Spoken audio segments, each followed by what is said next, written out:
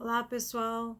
Estamos de volta para mais uma aula remota e hoje nós vamos continuar falando sobre a extinção do contrato de trabalho, né? Hoje nós vamos falar sobre a iniciativa do empregado e a rescisão indireta, né?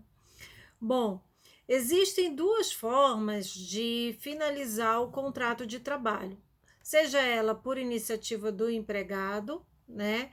E que pode ser por duas formas, ou através de rescisão indireta ou por pedido de demissão, ou o empregado pode vir a pedir demissão. Na demissão espontânea, com iniciativa do empregado, devem ser analisadas três situações. Se o empregado ele tem menos de um ano de serviço, se o empregado tem mais de um ano de serviço, ou se o empregado ele aderiu a um plano de demissão que foi incentivada. Então, nós vamos ver. Vamos falar primeiro sobre a rescisão indireta.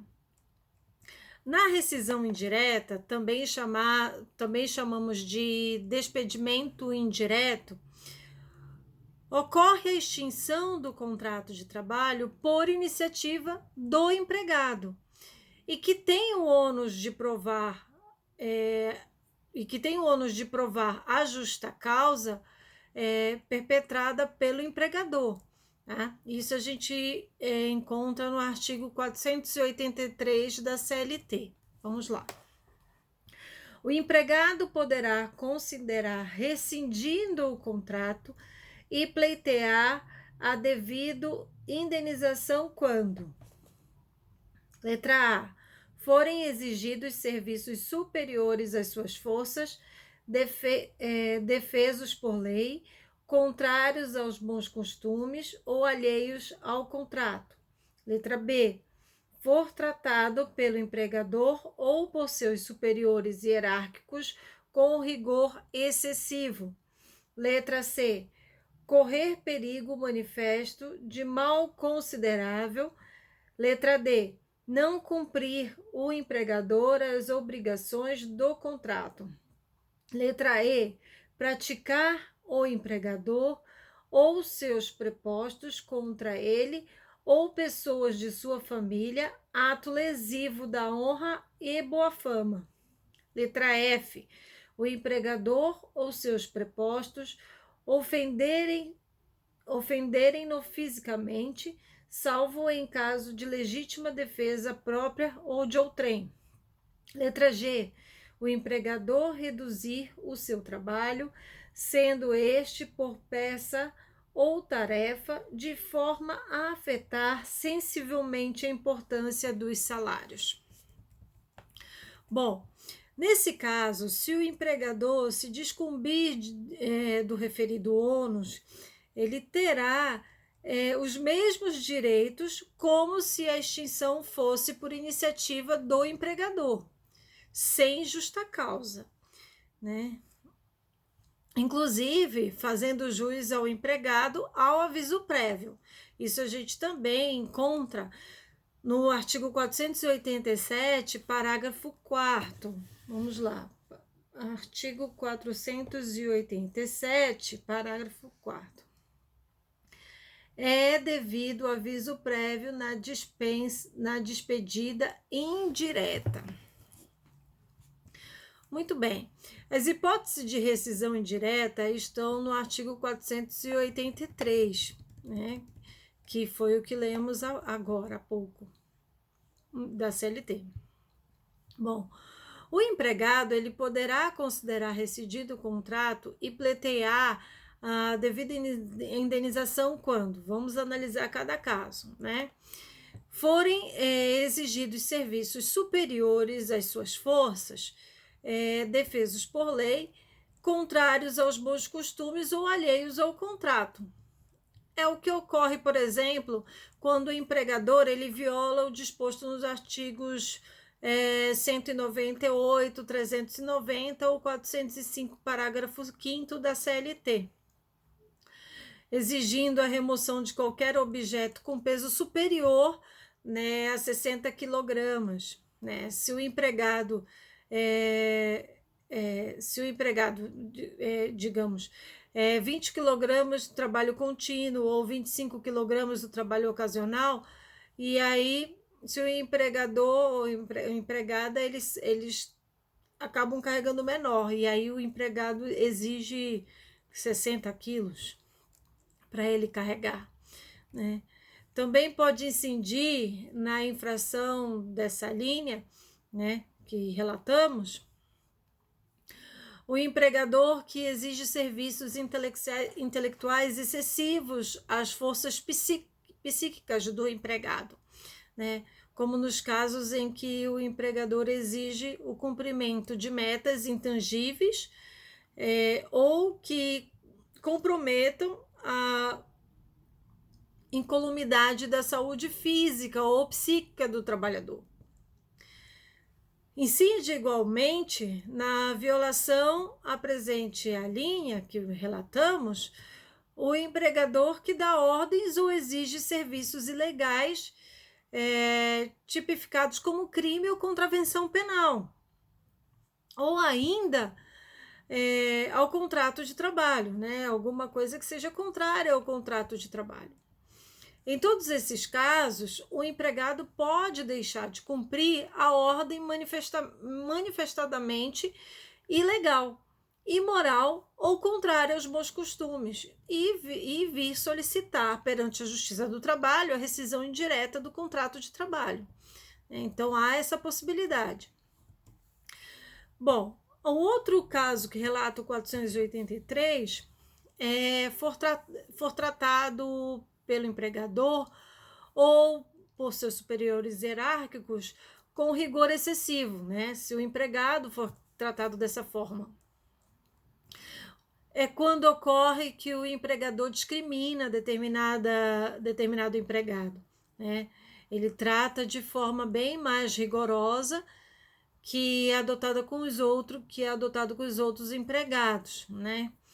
Por meio de repreensões ou punições, sem qualquer fundamentação. Né? Sem qualquer fundamentação, seja ela razoável ou até desproporcional, né?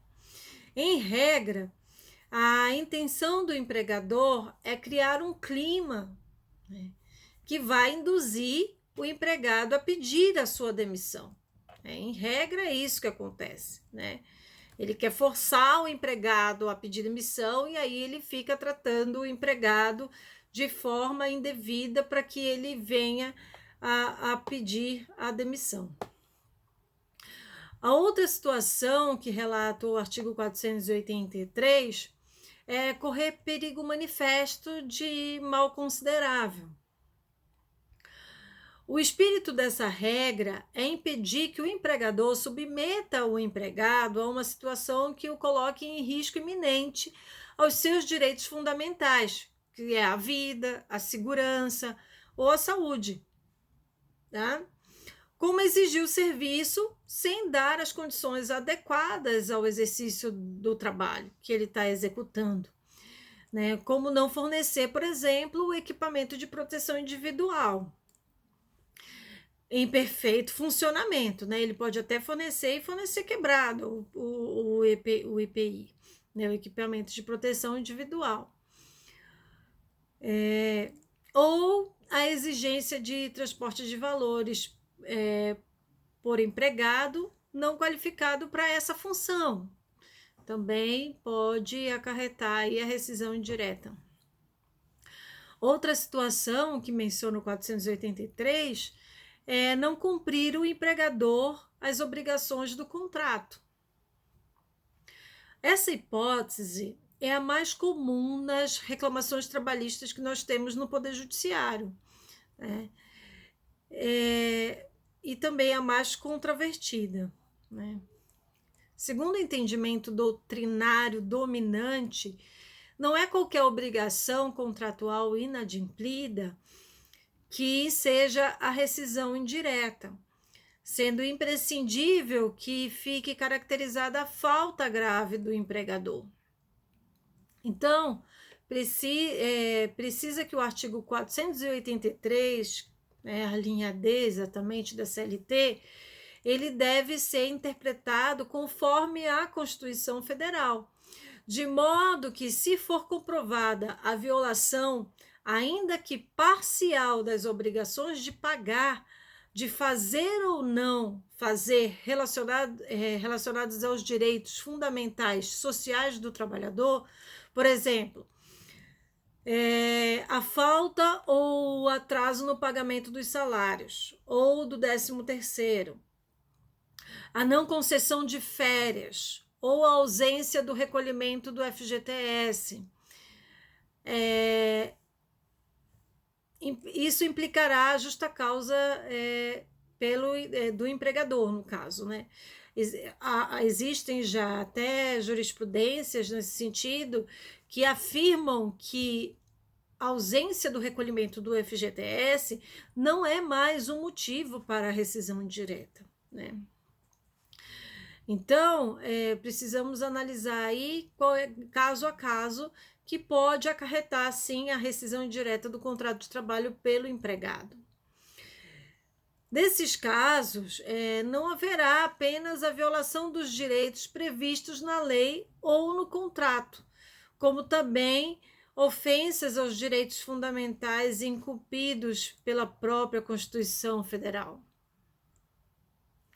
Portanto, se ocorrer alguma das hipóteses que estão previstas no artigo 483, na linha D, né, que acabamos de analisar, poderá o empregado, né, pleitear a rescisão do seu contrato de trabalho e o pagamento das respectivas indenizações, né, permanecendo ou não no serviço até o final da decisão do processo, né?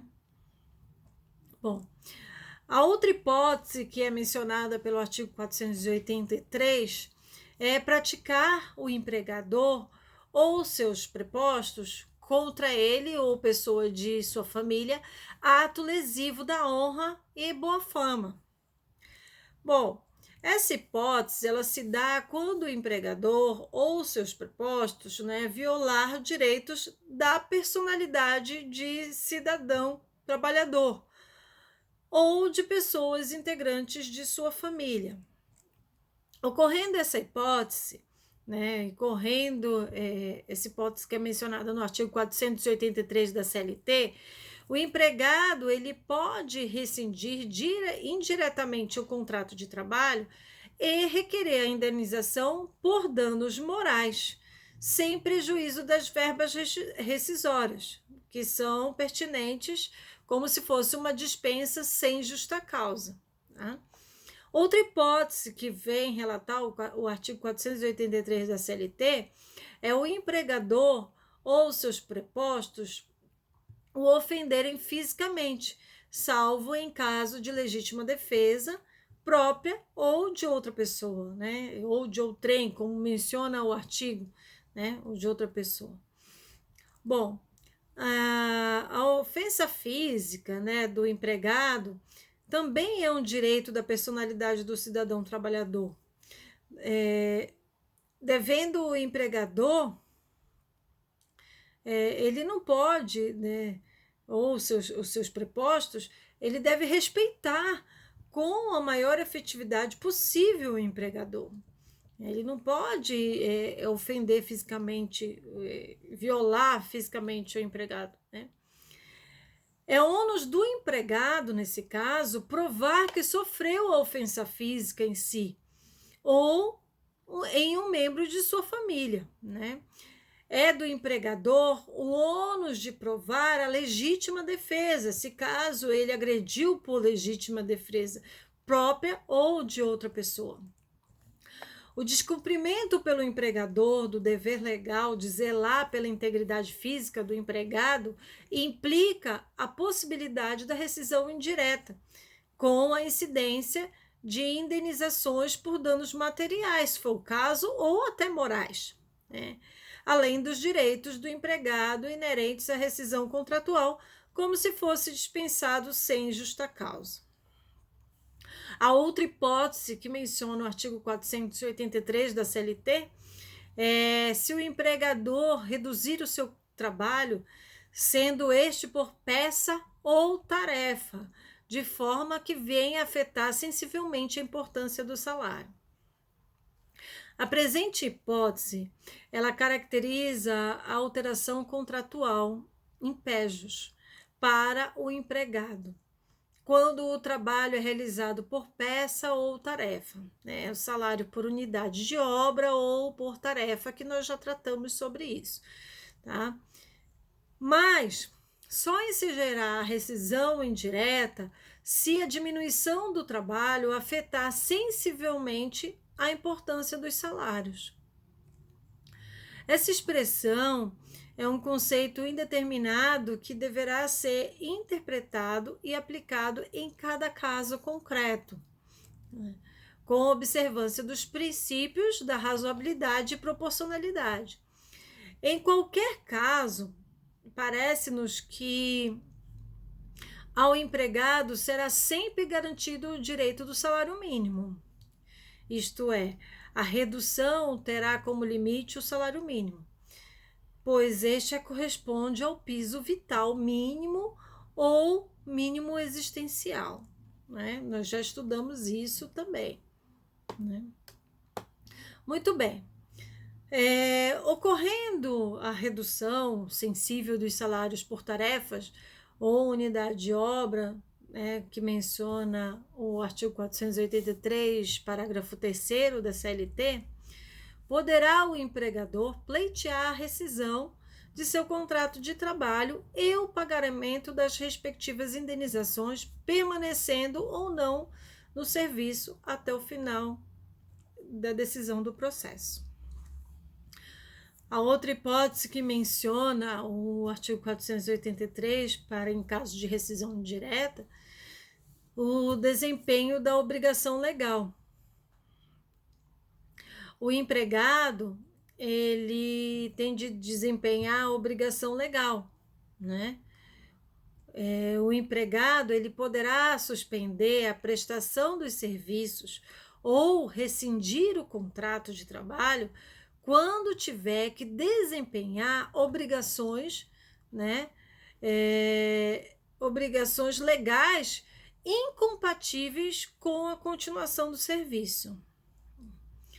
Por exemplo, quando o empregado é convocado para prestar serviços militar obrigatório ou para atuar no tribunal do júri. Para ensejar a rescisão direta e ônus do empregado provar a incompatibilidade do desempenho da atividade legal com a continuidade da relação empregatícia. Então, ele tem que provar, né, essa situação, e aí ele pode rescindir o contrato dessa forma. Quando a obrigação legal for por iniciativa do empregado, como no caso da investidura de um cargo de representação eletiva, como vereador, deputado, prefeito, governador, até presidente da República, né? Parece que o empregado ele tem a opção de suspender o contrato de trabalho ou a rescisão indireta. Então, ele tem essa opção aí. Outra situação que menciona o artigo 483 da CLT é o caso de morte do empregador. No caso de morte do empregador, é facultado ao empregado rescindir o contrato de trabalho, né? Essa regra ela é aplicável apenas quando o empregador for pessoa física, né? Ou seja, um profissional liberal, ou um empresário individual, ou uma empresa individual de responsabilidade, que é também chamada de EIRELI. Se for pessoa jurídica, essa regra não cabe, porque, como já estudamos, o empregado ele está vinculado ao empregador, à empresa, e não à figura do empregador, né? Bom, ocorrendo a rescisão indireta, o empregado também ele poderá, em algumas hipóteses, além dos danos materiais consubstanciados nos direitos trabalhistas, que são devidos, como se fosse dispensa sem justa causa pelo empregador, ele pode também requerer a condenação do empregador em danos morais, por ofensa aos seus direitos da personalidade ou por ato de discriminação. Depende em que caso ele está alegando a dispensa dele, né? Bom, nós falamos em 3 hipóteses e vamos falar agora sobre a demissão espontânea do empregado com mais de 1 ano de serviço, né? Falamos sobre a rescisão indireta, né? No caso, e agora vamos falar com a decisão espontânea do empregado com mais de 1 ano de serviço. Bom, em se tratando de empregado com mais de 1 ano de serviço, o seu pedido de demissão ou recibo de quitação do contrato de trabalho, ele só é válido com a assistência do respectivo sindicato de categoria profissional, que pertence ou perante a autoridade do Ministério do Trabalho. Nesse caso, o ato demissionário do empregado sem a chancela sindical ou do Ministério do Trabalho era considerado nulo e o empregado teria os mesmos direitos como se tivesse sido dispensado sem justa causa. Bom, entretanto, o artigo 477 da CLT, parágrafo 1º, ele foi revogado pela reforma trabalhista, a Lei 13.467 de 2017. De modo que não é mais exigida a assistência sindical ou a homologação da autoridade do Ministério do Trabalho, como condição de validade de pedido de dispensa.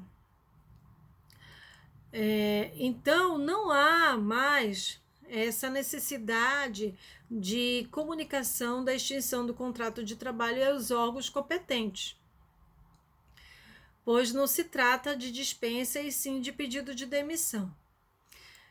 Tratando-se de pedido de demissão, o trabalhador ele terá direito apenas ao saldo de salário, férias vencidas e ou proporcionais, né, acrescidas do terço constitucional e o 13º, seja ele integral ou proporcional.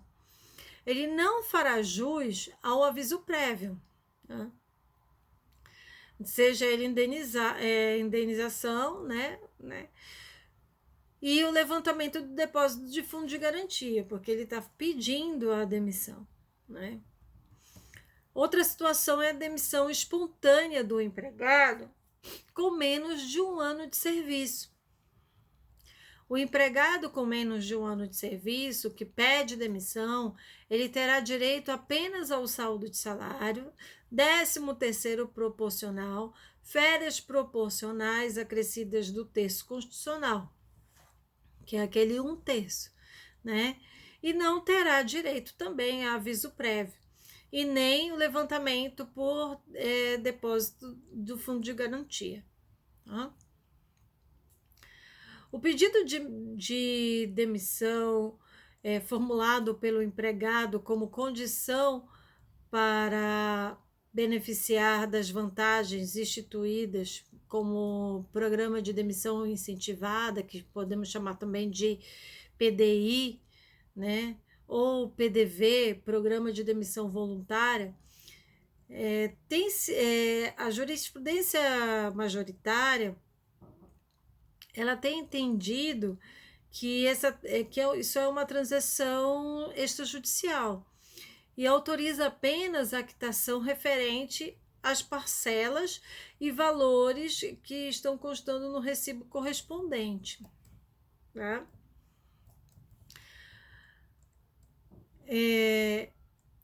Então, para a jurisprudência, isso é um acordo, uma transação entre empregado e empregador. E como pode ver, essa regra ela trata apenas de um plano de demissão voluntária ou incentivada, né, previsto em convenção ou acordo coletivo de trabalho, que não se confunde com aquele que é instituído unilateralmente pelo empregador ou disciplinado pela OJ 207. Muito bem. Agora também temos a rescisão por culpa recíproca. A culpa recíproca, ela ocorre quando o empregado e o empregador cometem ao mesmo tempo faltas que constituem a justa causa para a extinção do contrato. Então, observe aqui que a culpa recíproca é um ato cometido tanto pelo empregador quanto pelo empregado ao mesmo tempo. É imprescindível para a configuração da culpa recíproca que a justa causa do empregado e do empregador sejam contemporâneas. Ocorrendo a culpa recíproca, o empregado ele terá direito ao saldo de salário, férias vencidas, indenização pela metade, né? Se for regido pelo regime do FGTS, a indenização de que cuida o artigo 10º da DCT deve ser reduzida à metade, ou seja, 20% sobre o valor dos depósitos fundiários. Na culpa recíproca, o trabalhador ele não tem direito a aviso prévio e 13º. Quanto às férias proporcionais, elas são devidas por força de convenção. Ressaltamos aqui, né, que temos a súmula 14 do TST, que é reconhecida que menciona que é reconhecida a culpa recíproca na rescisão do contrato de trabalho. O empregado ele tem direito a 50% do valor do aviso prévio, do 13º salário e das férias proporcionais. Por força da ampliação da competência da Justiça do Trabalho para processar e julgar ações de indenização por danos materiais e morais, tem-se discutido a questão da culpa recíproca em ações acidentárias para fins de indenização. Bom, a extinção do contrato de trabalho, muitas vezes ela pode ser incentivada por terceiros, estranho à relação do empregado, e pode ocorrer de duas maneiras, né? Pode ocorrer através do facto príncipes ou a iniciativa do representante legal do empregado menor de idade. Em linhas gerais, pode-se dizer que o facto príncipes é o ato administrativo, tá? Que é emanado de autoridade federal, estadual ou municipal, que implica a paralisação definitiva da atividade econômica do empregado. Isso a gente vê no artigo 486, que aí acaba resultando a extinção do contrato de trabalho. Vamos ler o artigo 486. No caso de paralisação temporária ou definitiva do trabalho, motivada por ato de autoridade municipal, estadual ou federal, ou pela promulgação de lei ou resolução que impossibilite a continuação da atividade, prevalecerá o pagamento da indenização, que ficará a cargo do governo responsável. Bom, o empregador não pode concorrer com culpa para a expedição do referido ato administrativo, sob pena de arcar com os ônus decorrentes da extinção do contrato de trabalho. Também não vigora o argumento de força maior nesse caso, tá?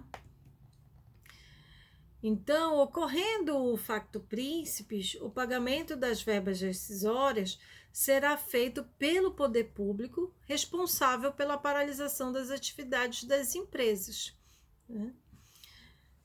A gente pode até relatar uma empresa que recentemente, devido à pandemia, ela encaminhou para o poder público a rescisão do contrato de trabalho de todos os funcionários dela. Ela demitiu mais de 600 funcionários, não vou mencionar aqui o nome da empresa, e ela encaminhou para o poder público por causa do ato da paralisação das atividades devido à pandemia.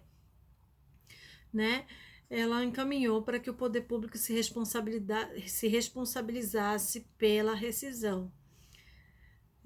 Ocorre que o juiz decidiu que não seria cabível pelo poder público, né, porque nesse caso da pandemia não é questão de força maior, aqui não se enquadra neste artigo, e aí a empresa teve que rescindir, teve que arcar com toda essas rescisões dos funcionários. Muito bem. A outra situação é a iniciativa do representante legal do empregado menor, né, do empregado menor de idade. O contrato de trabalho ele pode ser rescindido por ato do representante legal do empregado menor entre 14 e 18 anos de idade. De 14 anos ele é um aprendiz. Quando isso ocorre quando se verificar que o serviço ele possa acarretar para o trabalhador adolescente prejuízo de ordem física, psíquica ou até moral. Nesse caso, parece que o empregado adolescente ele deve ter os mesmos direitos como se fosse sido dispensado sem justa causa. Bom, nos termos do artigo 407 da CLT, o juiz de direito da vara de infância e adolescência ele verificar que o trabalho que é executado pelo menor é prejudicial à sua saúde ou seu desenvolvimento físico ou à sua moralidade, poderá obrigá-lo a abandonar o serviço, devendo a empresa, quando for o caso, proporcionar ao menor todas as facilidades para mudar de função. Se a empresa não tomar as medidas possíveis, né, as medidas recomendadas pela autoridade competente para que um menor ele mude de função, aí sim vai se configurar a rescisão do contrato de trabalho, de forma que o artigo 483 da CLT determina, né? Então, aí acaba sendo, aí, nesse caso, uma rescisão indireta.